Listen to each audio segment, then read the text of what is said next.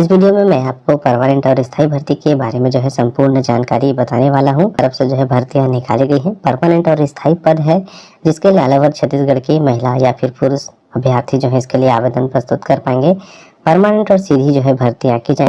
कौन से पदों पर भर्ती निकाली गई है, पद की भर्ती में क्या योग्यता मांगी गई है, चयन की प्रक्रिया किस तरीके से होगी, वेतन आपको कितना मिलेगा, कब से लेकर के कब तक जो है आप इस भर्ती में आवेदन प्रस्तुत कर पाएंगे, वो सारी जानकारी जो है आपको इस वीडियो में जो है देखने को मिलेगी। चैनल पर नए हैं, चैनल को सब्सक्राइब करिए। वीडियो पसंद आने पर वीडियो को लाइक करना ना भूलिए। हेलो जी, एक नई वीडियो में आपका स्वागत। आपके लिए लेकर के आ गए हैं दो अलग अलग विभागों के अंतर्गत निकाली गई नई भर्ती की प्रक्रिया के बारे में। आज की इस वीडियो में हम आपको दो अलग अलग विभागों के द्वारा निकाली गई भर्ती की प्रक्रिया के बारे में जो है संपूर्ण जानकारी देंगे। बिलासपुर जिले में जितने स्वामी आत्मानंद अंग्रेजी माध्यम विद्यालय है जहां पर पोस्ट रिक्त बचा हुआ है, उन सभी विद्यालयों के लिए यहाँ पर भर्ती आया हुआ है। और इसके लिए जो आवेदन है आपको 21 अगस्त से 6 सितंबर 2024 तक रात्रि 11:59 तक ऑनलाइन आवेदन करने हैं। और ऑनलाइन आवेदन के लिए जो वेबसाइट है वह है bilaspur.gov.in। इस वेबसाइट में जाकर के आप लोग जो है इसके लिए आवेदन कर सकते हैं, जिसमें व्याख्याता, शिक्षक, सहायक शिक्षक के लिए यदि आप लोग अलग अलग आवेदन करना चाहते हैं तो उसके लिए आपको अलग अलग आवेदन करने होंगे, ऑनलाइन आवेदन करने होंगे। और पोस्ट की जानकारी यहाँ पर दिया गया है, देख सकते हैं। सबसे पहले दिया गया है स्वामी आत्मानंद उत्कृष्ट अंग्रेजी माध्यम विद्यालय तिफरा बिलासपुर के लिए, जिनमें शिक्षक से लेकर के सहायक शिक्षक, व्याख्याता के यहाँ पर रिक्त पदों की जानकारी दी गई है। ठीक है, टोटल 24 पोस्ट यहाँ के लिए है। और बेलतरा के लिए है, आप लोग नीचे देख सकते हैं, बेलतरा के लिए टोटल 24 पोस्ट। इसी तरह से जयराम नगर बिलासपुर के लिए भी है, जयराम नगर बिलासपुर के लिए भी 24 पोस्ट है। और स्वामी आत्मानंद अंग्रेजी माध्यम विद्यालय चिंगराजपारा के लिए है 6 पोस्ट। ठीक है, और करगी कला के लिए है, नीचे देख सकते हैं, 11 पोस्ट। और स्वामी आत्मानंद अंग्रेजी माध्यम विद्यालय सिपत के लिए है 6 पोस्ट यहाँ पर दिया गया है। और इसी प्रकार से पचपेड़ी के लिए है 14 पोस्ट। स्वामी आत्मानंद अंग्रेजी माध्यम विद्यालय बेलपान के लिए है 7 पोस्ट। और दयालबंद बिलासपुर के लिए है 4 पोस्ट। ठीक है, इस प्रकार से सकरी के लिए है 6 पोस्ट। तारबहार के लिए है 4 पोस्ट। लाला लाजपत राय बिलासपुर विद्यालय के लिए है 3 पोस्ट।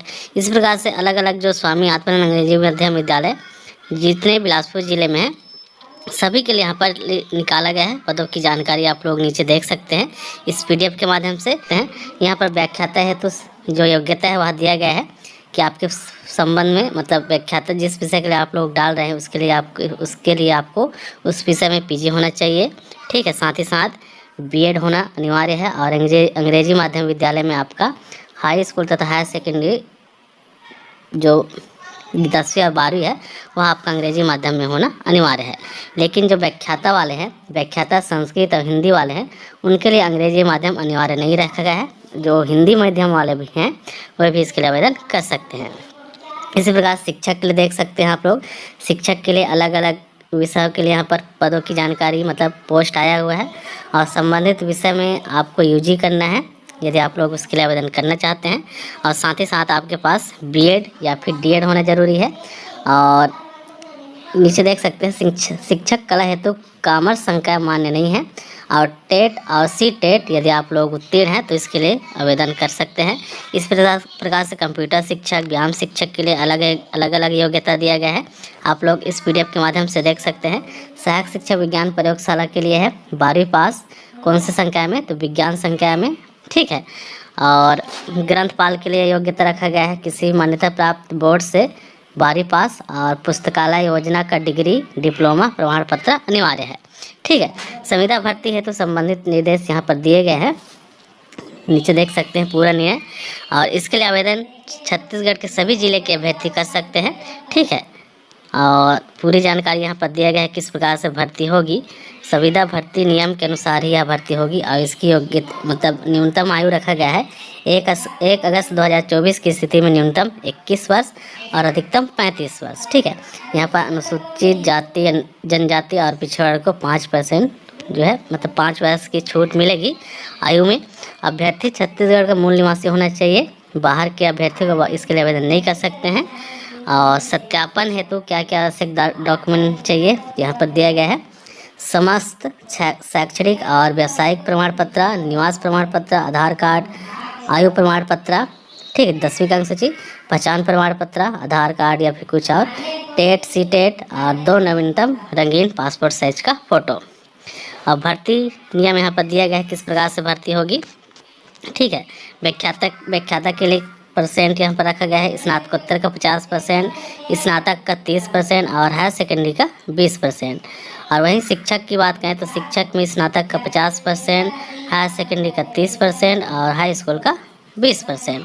इसी प्रकार से शिक्षक कंप्यूटर का भी दिया गया है, मतलब परसेंट बेस से आपका चयन किया जाएगा, ठीक है। यदि आपका परसेंट अच्छा है तो आप लोग जो है इसके लिए इस पर जाने की आपकी संभावना अधिक है। और ऑनलाइन आवेदन आपको करना है, ठीक है। ऑनलाइन आवेदन के लिए आपको बिलासपुर यहाँ पर वेबसाइट दिया गया है bilaspur.gov.in, इस वेबसाइट पर जाकर के आप लोग जो है आवेदन कर सकते हैं। संचालनालय राज्य न्यायालयिक विज्ञान प्रयोगशाला रायपुर की तरफ से भर्ती विज्ञापन जारी हुआ है।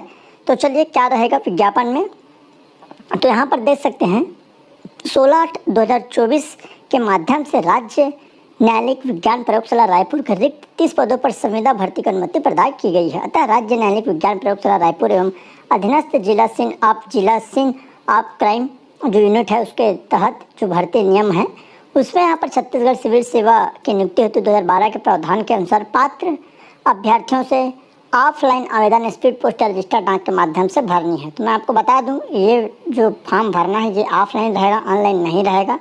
आपको फॉर्म भरकर हार्ड कॉपी में फॉर्म भरकर सभी दस्तावेज डॉक्यूमेंट लगाकर आपको डाकघर से स्पीड पोस्ट या रजिस्टर डाक करना है, ना ऑनलाइन रहेगा ना और दूसरा कोई माध्यम और डायरेक्ट जाकर नहीं कर सकते।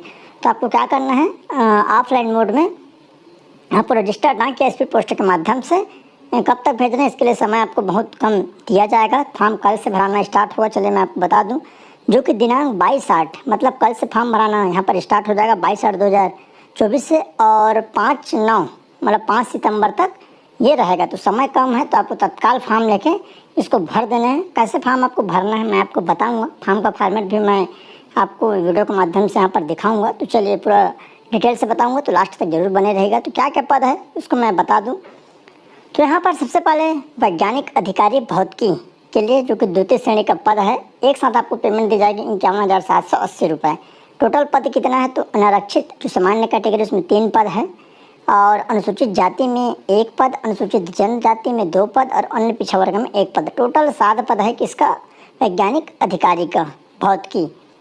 उसके बाद है नीचे है वैज्ञानिक अधिकारी रसायन का, यहाँ पर टोटल जो पद है 4 पद है, जिसमें अनारक्षित में 2 पद है और अनुसूचित जनजाति में 1, अन्य पिछड़ा वर्ग में 1, टोटल 4 पद है। ये भी यहाँ पर सेकेंड ग्रेड अधिकारी द्वितीय श्रेणी का पद है और एक साथ इसके लिए भी पेमेंट 51,780 रुपये दी जाएगी। उसके बाद है वैज्ञानिक अधिकारी जीव विज्ञान का, यहाँ पर इसमें भी टोटल 4 पद है, अनारक्षित सामान्य में 2 पद और अनुसूचित जनजाति में 1, अन्य पिछड़ा वर्ग ओबीसी में यहाँ पर 1, टोटल 4 पद है। इसके लिए भी वेतन सेम है 51,780 रुपये, ये भी सेकेंड ग्रेड का है। उसके बाद चलिए प्रयोगशाला सहायक और आपको प्रयोगशाला परिचारक। तो दोस्तों यहाँ पर प्रयोगशाला सहायक के पोस्ट यहाँ पर निकला है और प्रयोगशाला परिचारक का दोनों का। तो यहाँ पर टोटल जो पद है अनारक्षित में 3 पद है और अनुसूचित जनजाति में 1 पद, अन्य पिछड़ा वर्ग में यहाँ पर 1 पद, टोटल 5 पद है और तृतीय श्रेणी पद है। टोटल जो पेमेंट रहेगा 20,675 रुपये एक मुश्त दिया जाएगा। और प्रयोगशाला परिचारक है जिसमें अनारक्षित का 3 पद है, अनुसूचित जाति का 2 पद और अनुसूचित जनजाति का 4 और अन्य पिछड़ा वर्ग का 1। तो प्रयोगशाला परिचारक में टोटल 10 पद हैं और यहाँ पर देख सकते हैं जो सभी में अलग अलग दिया गया है। तो 16,615 रुपये इसका पेमेंट है, एक मुश्त मासिक पेमेंट दी जाएगी। और इसकी जो चयन सूची है कैसे भर्ती प्रक्रिया वो बताऊँगा, साथ ही साथ इसका क्या जो योग्यता है उसको भी मैं आगे बताऊँगा। तो चलिए शैक्षणिक योग्यता क्या रहेगी, तो सबसे पहले वैज्ञानिक अधिकारी जो भौतिकी है उसके लिए क्या रहेगा, तो सबसे पहले यहाँ पर भौतिक शास्त्र या इलेक्ट्रॉनिक शास्त्र या न्यायिक विज्ञान, यहाँ पर भौतिक विज्ञान न्यायिक विशेषता के साथ में द्वितीय श्रेणी में एमएससी उपाधि या बीएससी में रसायन विज्ञान तथा भौतिक शास्त्र होना अनिवार्य है। तो यहाँ पर आपको क्या करना है, तो यहाँ पर दिया द्वितीय श्रेणी में एमएससी उपाधि तथा बीएससी में रसायन तथा भौतिकी शास्त्र का विषय होना अनिवार्य है। आपको एमएससी की उपाधि मांगा गया है, एमएससी आपको होना अनिवार्य है कि इसमें भौतिक या इलेक्ट्रॉनिक शास्त्र या न्यायिक विज्ञान शास्त्र में। ये दिया हुआ है जो कि दूसरी श्रेणी में।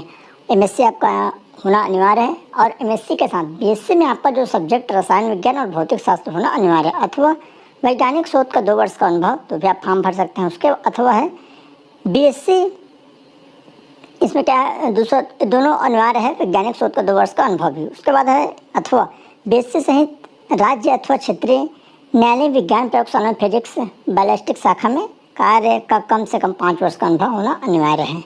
वैज्ञानिक जो कि रसायन के लिए है, तो इसके लिए चलिए रसायन शास्त्र में यहाँ पर दिया हुआ रसायन शास्त्र है, न्यायालिक विज्ञान जो कि जिसमें न्यायालिक रसायन है, विश्व विज्ञान विशेषज्ञता के साथ में कम से कम द्वितीय श्रेणी में एमएससी होना चाहिए और वैज्ञानिक शोध में 2 वर्ष का अनुभव यह अनिवार्य है।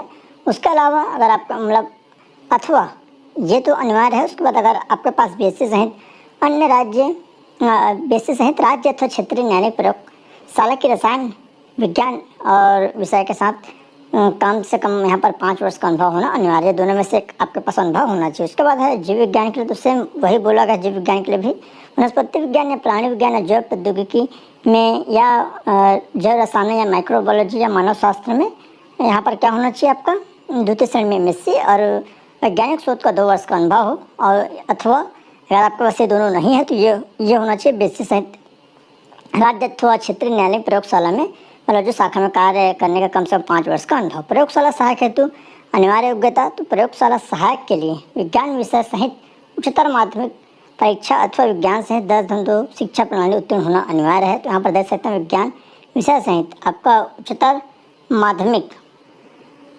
बोला गया है, जो कि यहाँ पर आपका 12वीं पास होना अनिवार्य है। उसके बाद है यहाँ पर प्रयोगशाला परिचारक हेतु अनिवार्य योग्यता 10-2 शिक्षा प्रणाली में हाई स्कूल अथवा कक्षा 10वीं विज्ञान विषय के साथ उत्तीर्ण होना अनिवार्य है। तो इसके लिए प्रयोगशाला परिचारक के लिए 10वीं पास, प्रयोगशाला सहायक के लिए यहाँ पर 12वीं पास, तो जो कि विज्ञान विषय के साथ रहेगा। विज्ञान विषय के साथ यहाँ पर उच्चतर माध्यमिक परीक्षा, ठीक है, तो ये आपका जरूरी है, दोनों में से कोई भी नहीं।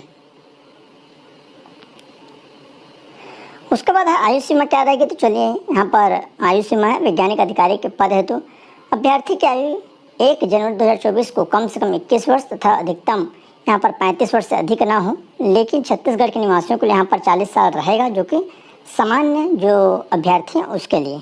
तो यहाँ पर जो सामान्य अभ्यर्थी हैं 40 साल तक फॉर्म भर सकते हैं और ST SC OBC हैं वो 45 साल तक फॉर्म भर सकते हैं। प्रयोगशाला सहायक प्रयोगशाला परिचारक के लिए, तो यहाँ पर अभ्यर्थियों की आयु 1 जनवरी 2024 को कम से कम 18 वर्ष हो। इसके लिए आपका 21 था वैज्ञानिक पद है, तो प्रयोगशाला सहायक परिचारक के लिए यहाँ पर कम से कम 18 अधिकतम 40 वर्ष रहेगा छत्तीसगढ़ के निवासियों के लिए और ST SC OBC को यहाँ पर 5 वर्ष की छूट रहेगी। तो यहाँ पर देख सकते हैं जो संविदा वेतन रहेगा वैज्ञानिक अधिकारी के लिए 51,780, प्रयोगशाला सहायक मासिक संविदा 20,675, प्रयोगशाला परिचारक के लिए 16,615 ये आपका रहेगा। इसके अलावा आपको कुछ नहीं दिया जाएगा, ऐसा यहाँ पर बोला गया है। तो अवकाश की पात्रता जो रहेगी 3-4 जो रहता है 30 दिनों में आकस्मिक तथा 3 दिनों में ऐच्छिक अवकाश का हकदार होंगे। वर्ष के मध्य में नियुक्त होने वाला अथवा सेवा उन्मुक्त होने पर आकस्मिक अवकाश की पात्रता गणना पूरी यहाँ पर रहेगी। तो ये हो गया।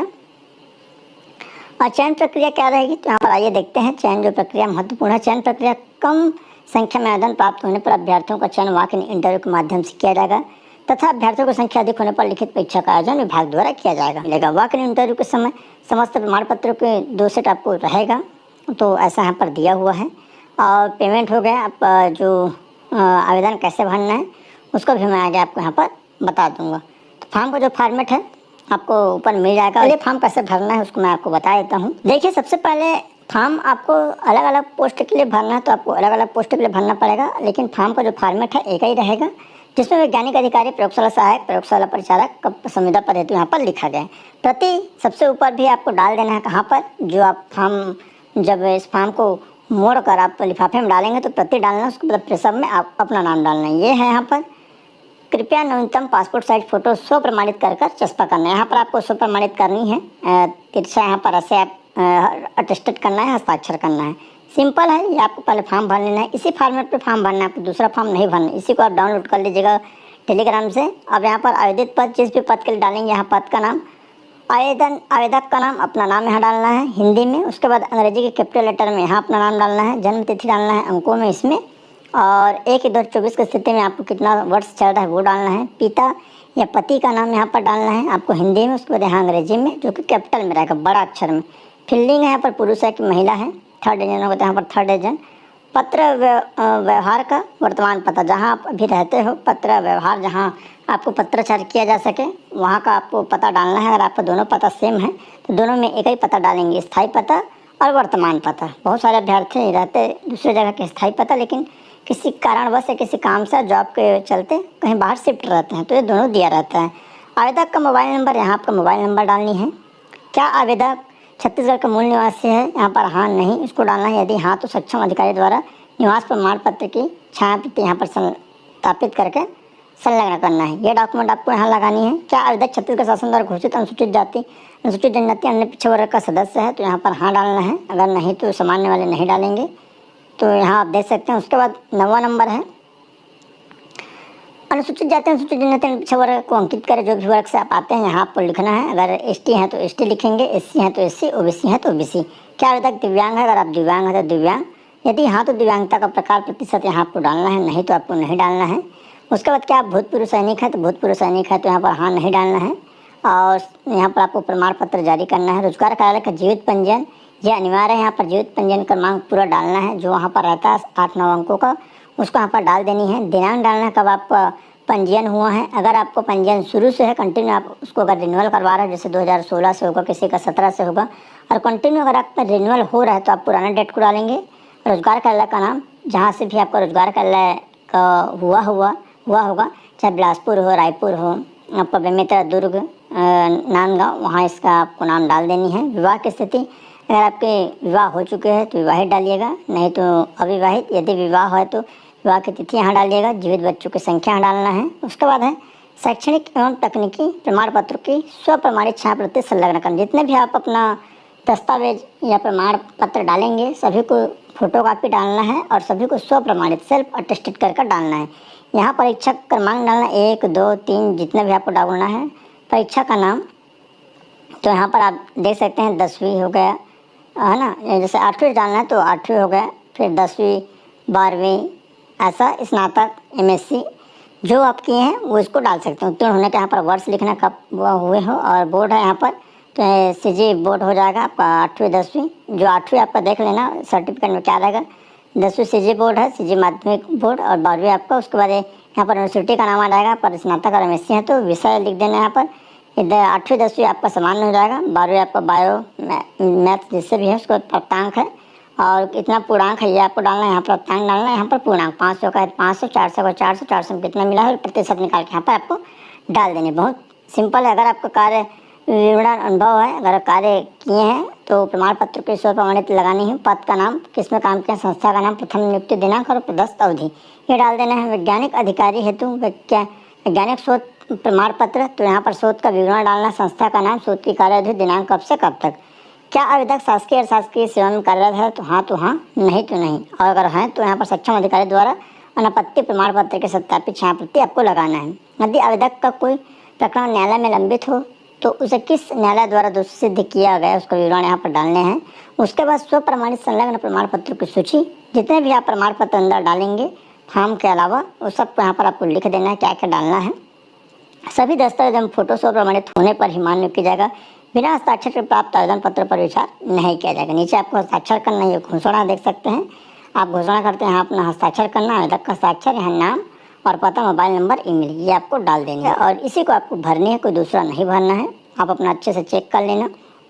और कोई भी डाकघर से, जो शहरी डाकघर में स्पीड पोस्ट होता है, ग्रामीण डाकघरों में रजिस्टर होता है तो आप रजिस्ट्री करा सकते हैं और इसको भेज सकते हैं। सबसे ऊपर प्रति यहाँ पर लिखना है संचालनालय राज्य न्यायिक विज्ञान प्रयोगशाला, बाकी सब सिंपल रहेगा। और प्रेषक में अपना नाम रहेगा, जो भी नाम है अपना, स्थायी पता, पहले नाम फिर स्थायी पता, और किस पद में भर रहे हैं ऊपर आप पद का नाम डाल दीजिएगा। जिस पद के लिए डालेंगे, मान लो प्रयोगशाला सहायक, दोनों के लिए आप अलग अलग आपको फॉर्म भर देनी है, तो दोनों के लिए अलग अलग यहाँ पर आवेदक पद का नाम दिया हुआ है। तो ये जानकारी, उम्मीद करता हूँ जानकारी आपको समझ में आया होगा। और कुछ भी डाउट्स हो तो आप नीचे कमेंट करिए। चैनल में पहली बार है, चैनल को सब्सक्राइब जरूर कर लीजिएगा। तो चलिए दोस्तों, धन्यवाद।